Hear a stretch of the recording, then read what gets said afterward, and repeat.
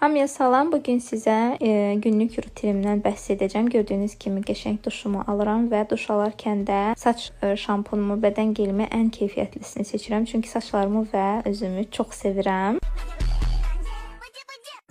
Duşdan sonra isə özümü bu cür sağlıqlı səhər yeməyi ilə mükafatlandırıram.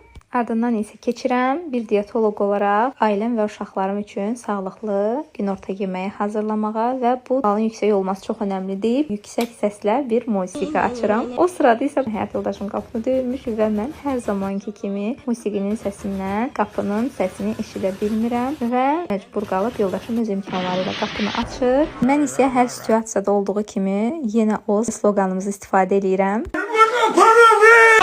Param yok. Bu qısa diyaloqdan sonra aramızda şirin bir mübahisə çıxır.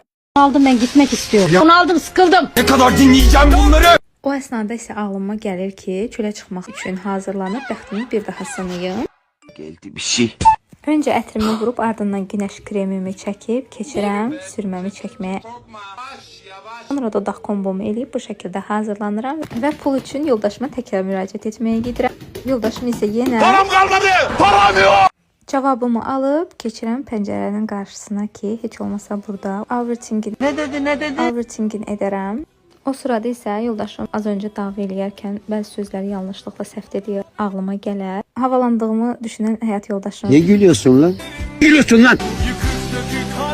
Konuş artık. sonda gülməyimin səbəbini dedim ki, bəlkə o da gülər. Çok mu komik? Sözlərindən sonra zarafatıma gülünmədiyini anlayıb yerlə yeksən olmuş qürurum və 3-5 manat kənara atdığım pulumu da götürüb evdən çıxdım.